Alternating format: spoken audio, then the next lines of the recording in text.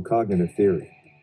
Albert Bandura's social cognitive theory acknowledges the significance of chance encounters and fortuitous events in one's life, emphasizing that how individuals react to these events often holds more power than the events themselves. The theory is based on several assumptions, including the plasticity of human behavior, the importance of vicarious learning and indirect reinforcement, and the capacity of individuals to regulate their lives through a triadic reciprocal causation model that considers behavioral, environmental, and personal factors. The theory adopts an agenic perspective, highlighting humans' ability to exercise control over their lives, with self-efficacy, proxy agency, and collective efficacy playing crucial roles in predicting performance.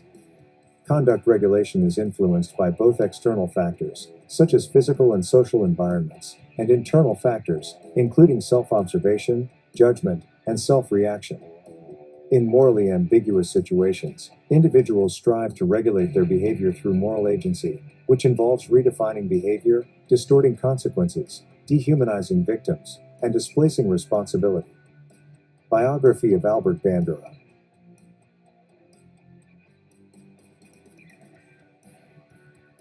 Albert Bandura was born on December 4, 1925, in Mundare, Alberta. He grew up with 5 older sisters who encouraged his independence. Bandura attended a small school with limited resources but excelled academically. After high school, he worked on the Alaska Highway and developed an interest in clinical psychology. Bandura decided to become a psychologist after taking a psychology class during college. He pursued graduate studies at the University of Iowa and completed a PhD in clinical psychology. Bandura joined the faculty at Stanford University in 1953 and has remained there since, except for a 1-year fellowship. His early publications focused on clinical psychology, psychotherapy, and the Rorschach test. Bandura collaborated with Richard H. Walters on a paper and book on adolescent aggression. He has published influential books on social learning theory, social foundations of thought and action, and self-efficacy. Bandura has held numerous prestigious positions in scientific societies and received honorary degrees from universities worldwide. He has received various honors and awards for his contributions to psychology, including the presidency of the American Psychological Association.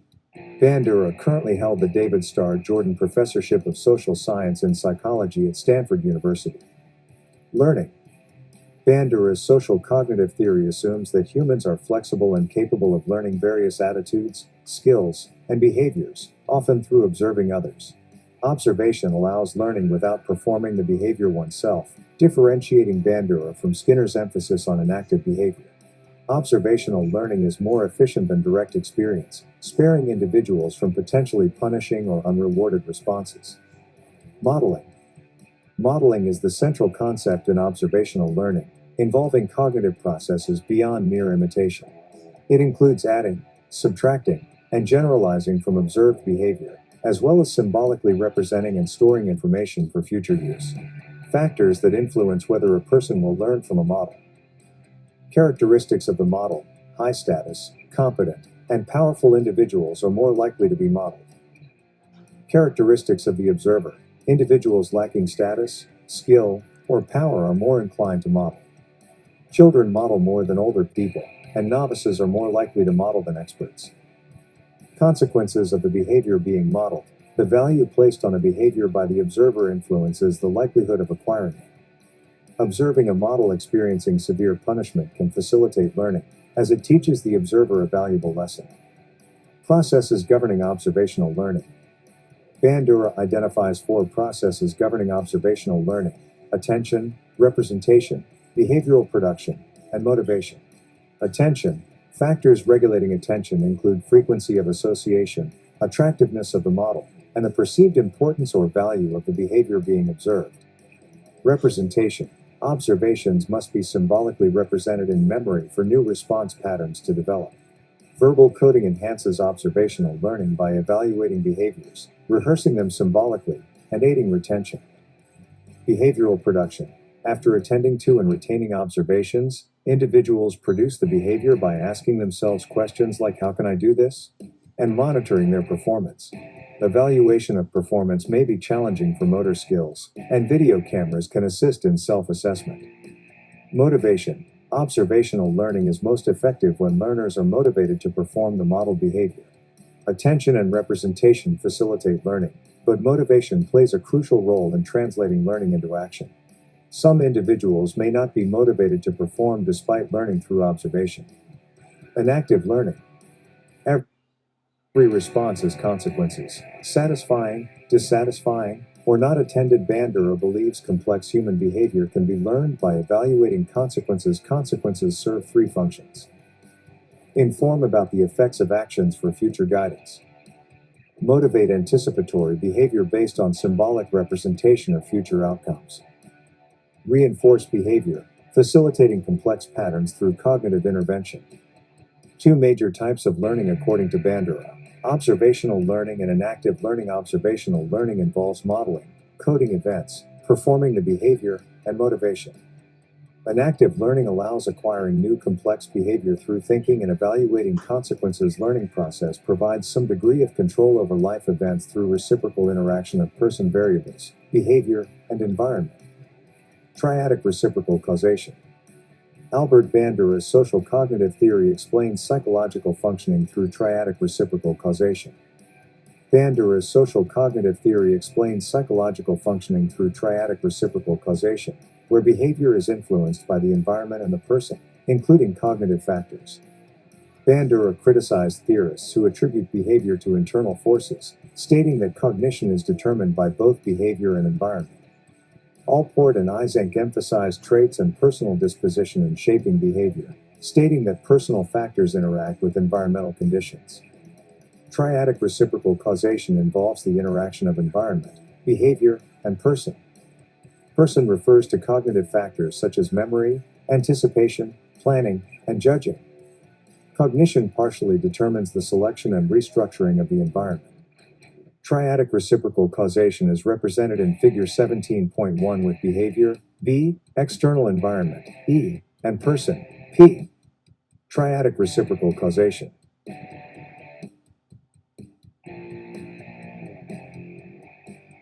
The relative potency of behavior, environment, and person varies with the individual and situation. Behavior, environment, and person can each be the most powerful contributor to performance depending on the situation.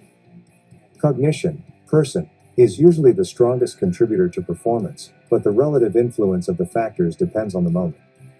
Allport and Eysenck emphasized traits and personal disposition in shaping behavior, stating that personal factors interact with environmental conditions. Bandura's social cognitive theory explains psychological functioning through triadic reciprocal causation. An example of triadic reciprocal causation. The example demonstrates triadic reciprocal causation in the interaction between a child and her father. The child's begging for a second brownie is an environmental event for the father. In Skinnerian sense, the father's behavior is controlled by the environment, but his behavior also has a counter-controlling effect on the child. In Bandura's theory, the father can think about the consequences of rewarding or ignoring the child's behavior and make a conscious decision. The father's decision affects both his environment, the child, and his own behavior. The child's subsequent behavior shapes the father's cognition and behavior. The reciprocal interaction of environment, E, cognition, P, and behavior, B, is illustrated from the father's perspective. The father's cognition and behavior are influenced by the child's pleas, EB, and partially determined by them, EP. The father's behavior shapes the child's behavior and environment, BE, and impinges on the father's thoughts, BP. To complete the cycle, the person, P, influences the environment, E. The father's role, status, and physical characteristics can directly shape the environment, PE. It shows how the child's behavior and the father's behavior interact with each other and with their environment, and how their thoughts and characteristics play a role in shaping their actions and the outcomes of their interaction. Chance encounters and fortuitous events. Bandura recognizes the importance of chance encounters and fortuitous events in people's lives. A chance encounter is an unintended meeting of unfamiliar people, while a fortuitous event is an unexpected and unintended environmental experience. These chance encounters and fortuitous events can significantly impact one's life, such as determining marital partners, occupation, and place of residence. Famous personality theorists like Abraham Maslow and Hans Eysenck were influenced by chance events that shaped their lives and careers. Fortuity adds a separate dimension to predicting human behavior and makes accurate predictions practically impossible. Chance encounters influence behavior by entering the triadic reciprocal causation paradigm at the environmental point and interacting with person, behavior, and environment. Human agency. Social cognitive theory adopts an agentic view of personality, emphasizing human agency and the capacity for control over one's life. Human agency is characterized by self-regulation, proactivity, self-reflection, and self-organization. People have the power to influence their actions to achieve desired outcomes. Core features of human agency. Bandura identifies 4 core features of human agency: intentionally, forethought, self-reactiveness, and self-reflectiveness. Intentionally involves proactive commitment to bringing about desired actions and outcomes. Forethought enables setting goals, anticipating outcomes, and selecting behaviors to achieve desired results. People have the capacity for self-reactiveness, monitoring their progress and regulating their actions in line with their goals. Self-reflectiveness allows individuals to examine and evaluate their motivations, values, life goals, thinking processes, and the impact of others' actions. Self-efficacy is a crucial self-reflective mechanism, referring to beliefs in one's capability to perform actions that lead to desired effects. Self-efficacy. Self-efficacy is the belief in one's ability to achieve desired outcomes, affecting actions, effort, perseverance, resilience, and interaction with the environment and behavior in the triadic reciprocal causal model. What is self-efficacy? Self-efficacy is the belief in one's capability to control their own functioning and influence the environment, which is foundational to human agency, impacting actions and success, distinct from outcome expectations, and situation-specific. What contributes to self-efficacy? Self-efficacy can be influenced by 4 sources: mastery experiences, social modeling, social persuasion, and physical/emotional states. Mastery experiences, or past performances, are the most influential source of self-efficacy. Successful performance raises self-efficacy, while failure tends to lower it. The impact of successful performance on self-efficacy depends on the difficulty of the task. Tasks completed individually have a greater impact on self-efficacy compared to tasks completed with the help of others. Social modeling is a second source of self-efficacy, involving vicarious experiences provided by observing others. Observing the accomplishments of someone of equal competence raises self-efficacy, while witnessing a peer's failure lowers it. Social persuasion as a source of self-efficacy relies on others' influence through persuasion and encouragement, with its effectiveness dependent on conditions like credibility and belief in the persuaded. Physical and emotional states play a role in self-efficacy, as intense negative emotions and stress tend to decrease efficacy, while moderate anxiety and realistic arousal levels can enhance performance and raise efficacy expectancies, and reducing anxiety and promoting relaxation can improve self-efficacy. Proxy agency. Proxy agency is a means of indirect control over social conditions that influence daily life, utilized when individuals cannot master all aspects of life and depend on others for tasks, such as seeking professional help, engaging with influential individuals, acquiring mentors, hiring services, and relying on news sources. Collective efficacy. Collective efficacy is the shared belief in the collective power of a group to achieve goals, evaluated through individual members' capabilities, confidence in group success, and relies on coordinated collaboration, with cultural differences and various factors potentially influencing its level, such as global interconnectedness, perceived uncontrollable technology, complex social structures, and overwhelming global problems. Self-regulation is supported by factors such as high self-efficacy, reliance on proxies, and collective efficacy, with individuals employing both reactive strategies to reduce discrepancies between goals and accomplishments and proactive strategies to set and pursue higher goals, driven by the anticipation of what is needed to achieve them. External factors in self-regulation. External factors play a significant role in self-regulation as they provide standards for behavior evaluation, shape individual standards through personal and environmental influences, offer reinforcement for self-regulation, and highlight the need for external incentives when intrinsic rewards are not enough. Internal factors in self-regulation. Internal factors play a role in self-regulation along with external factors. Bandura identifies three internal requirements for self-influence: self-observation, judgmental processes, and self-reaction. Self-observation.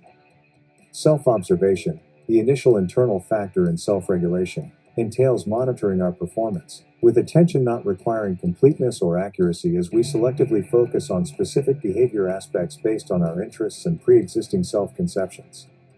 Judgmental process.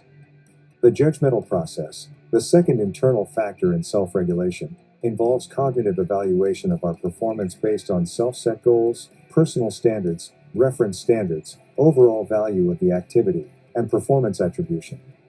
Self-reaction.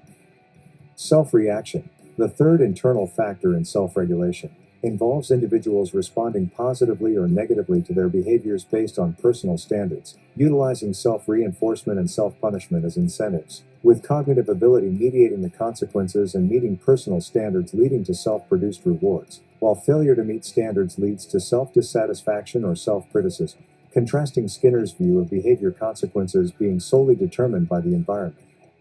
Self-regulation through moral agency. People regulate their actions through moral standards of conduct. Moral agency involves doing no harm and proactively helping others. Self-regulation mechanisms require action to affect others. Moral precepts predict moral behavior when converted into action. Selective activation is the concept of self-regulatory influences operating when activated. Disengagement of internal control allows people to justify morally questionable actions and separate themselves from the consequences. Disengagement techniques enable inhumane behavior while retaining moral standards. Redefine the behavior. Redefining behavior is a strategy used to justify reprehensible actions and escape responsibility. Three techniques of redefining behavior are moral justification, advantageous or palliative comparisons, and the use of euphemistic labels.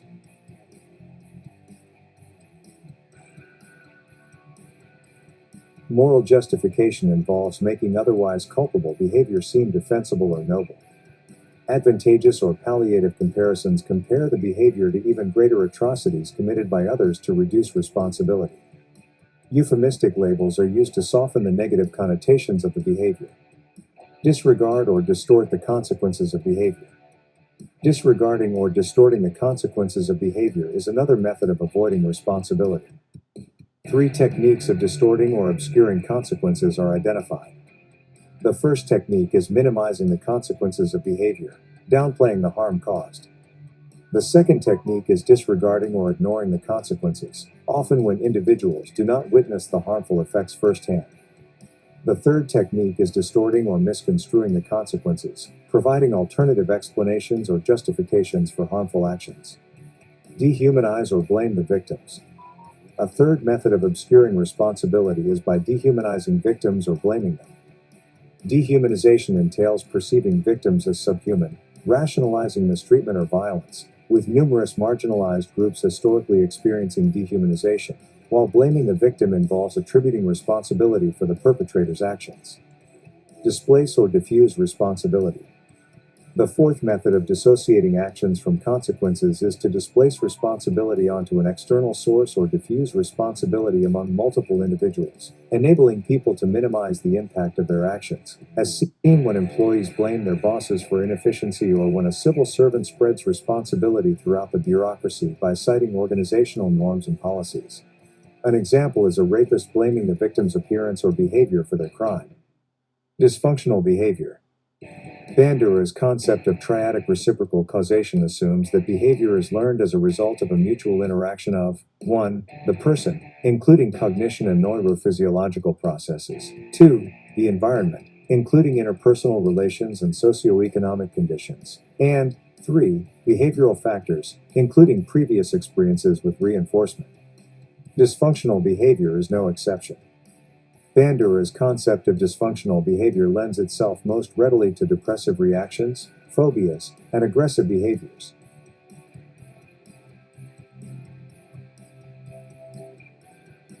Bandura's concept of triadic reciprocal causation explains that behavior is learned through the interaction of the person, environment, and behavioral factors. Dysfunctional behavior is influenced by this reciprocal causation. Dysfunctional behavior, as described by Bandura, particularly applies to depressive reactions, phobias, and aggressive behaviors. Related research. Self-efficacy and terrorism Fisher et al.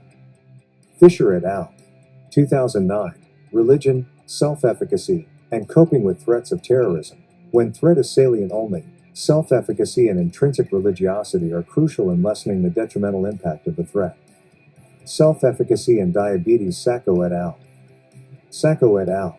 2007. In diabetic patients, greater and sense of control over disease, lower BMI diabetes symptoms. The relationships between self-efficacy and adherence, BMI, diabetes symptoms, and depression are reciprocal. Applications of social cognitive theory. Deviant behaviors are socially learned and then maintained because they serve a function. The ultimate goal of social cognitive therapy is self-regulation. 3 steps in successful therapy. Instigate some change in behavior.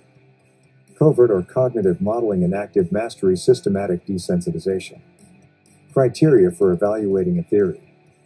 Very high on generating research. High on falsifiability. High on organizing knowledge. High on practicality. Very high on internal consistency. Very high on parsimony. Concept of humanity. Free choice over determinism. Optimism over pessimism. Equal emphasis on teleology and causality. Conscious over unconscious. Social factors over biology. Uniqueness over similarity. Reference, Feist, J. Feist, G. J. and Roberts, T. A. 2018. Theories of Personality, 9th ed. McGraw-Hill Education.